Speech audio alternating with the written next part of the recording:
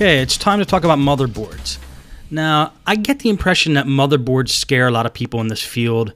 You know, people don't want to deal with them or replace them or try to fix them. Or it's a little daunting to try to diagnose a motherboard. It might seem, but what I'm going to tell you is it's pretty easy. There's 4 main symptoms that could go wrong with a motherboard, and they are: 1, the laptop won't power on; 2, components in the laptop are not working, malfunctioning; 3, the computer shuts down randomly; 4, the computer acts abnormally.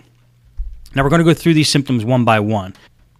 There could be more symptoms, but these are the ones that I found in my experiences. Now, number 1, computer won't power on. You got a laptop that doesn't power on. How can you tell if the motherboard is bad?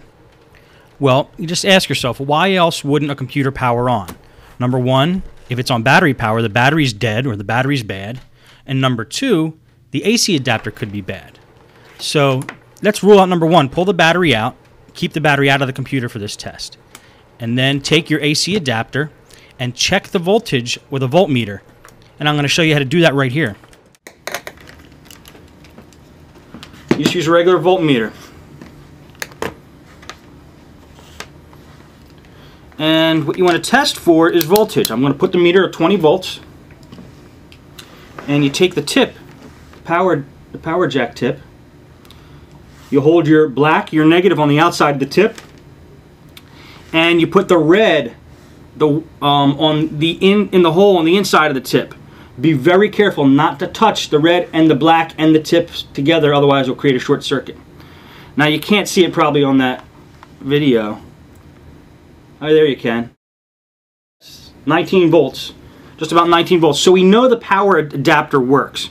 Now, just to make sure, you could take the power adapter and kind of bend it around a little bit and make sure that it's making a good connection. Let's see. I'm going to do that right now. Okay, I'm still getting 19 volts, and I'm moving the power adapter around a little bit, jiggling it around, making sure that there's no crimps in the wire. Okay. Even though I jiggle it around, it's still moving around at 19 volts. So we know the tip is good. A lot of times, you know, the tip will break, like right in this area here, and you won't get that 19 volts after you do that, after it's broken. So instead of just taking the whole computer apart and finding out it has a perfectly good power jack, test the power adapter first. Now, another reason a motherboard might not turn on is because it's not getting power through the power jack. The power jack might be damaged. So observe what you can from the outside and see if you can see if the power jack's loose or detached from the motherboard. And if it is, then you know you have to replace the power jack probably. But if it looks like it's secure, the only way we're going to be able to test the power jack is to get down to motherboard level and look at where the power jack is soldered onto the motherboard. And this I cover in many of the case study videos.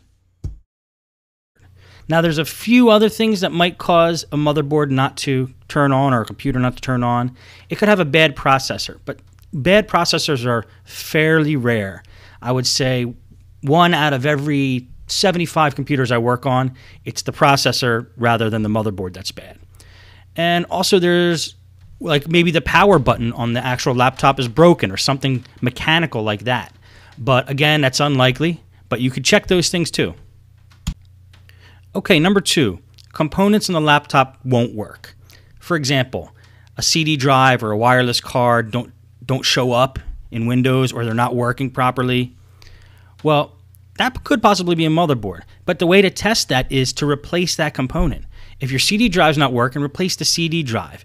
If it's still not working, maybe the CD drive controller on the motherboard is bad. I've had that happen on a couple Toshiba laptops I worked on. I bought a brand new CD drive, put them in, it's still not working, still wasn't recognized by the BIOS, and it was a bad motherboard.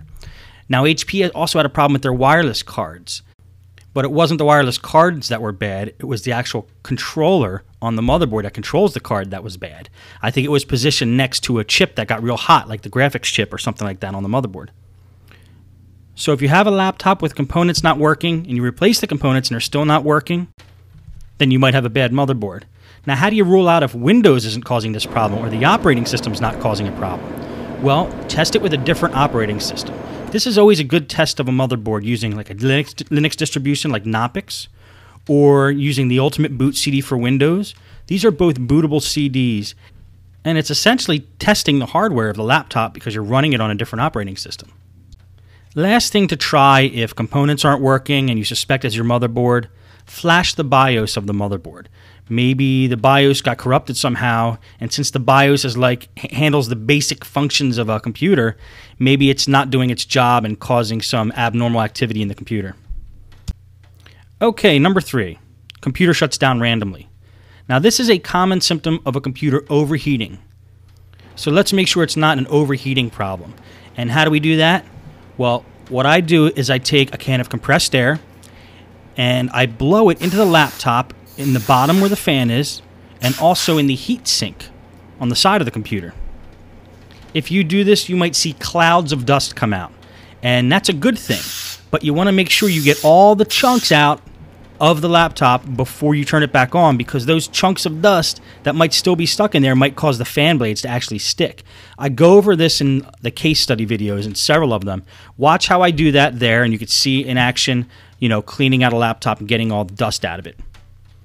Now, once you get the dust out of a laptop and you're sure that the fan is spinning and the airways are clean, if the computer keeps shutting down after this, you can be pretty certain that it's not the CPU overheating that's causing the problem, but a problem with the motherboard.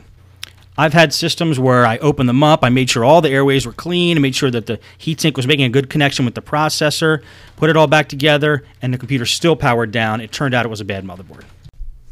Okay, number 4, the computer acts abnormally. It blue screens, things aren't working the way they're supposed to, it doesn't boot up every time, it doesn't boot up at all sometimes.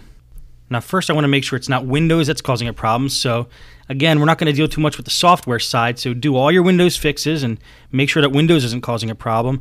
Or, like I said before, just run Knoppix, which is a great Linux distribution, the Ultimate Boot CD for Windows, which is also great, and then you'll know Windows isn't the thing that's causing the problem.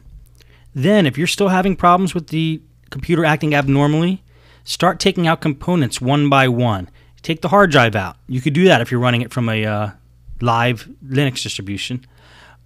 Take the RAM out. Replace the RAM, maybe with a stick of RAM that you know is good that you have around in the shop. Take the wireless card out. Take the CD drive out. And start taking components out one by one and get the motherboard down to basics like CPU, one stick of RAM, motherboard, and power. And hook up the screen and just make sure that it goes on. But break it down to basics so you're sure that it's not a component that's causing the problem. So once you have it all broken down to basics and you're sure Windows isn't causing a problem, then it's probably a bad motherboard. Okay, so it's a bad motherboard. Now you need to buy a motherboard. Where do I buy my motherboards? You guessed it, on eBay. I love buying on eBay because you got a great selection. You can buy from multiple sellers and you usually get the best price. Now, the way to search on eBay for a motherboard is first try to get the model number off of the motherboard itself if you can. If you have access to the motherboard, you already took the computer apart, get the model off the motherboard and do a search for that motherboard. If you're not at that point and you still need to order the motherboard, you could type in the model number of the computer you got the motherboard out of and do a search that way. Like, let's say if it's a Compaq M2000, just type, in eBay, Compaq M2000 motherboard, and do a search like that.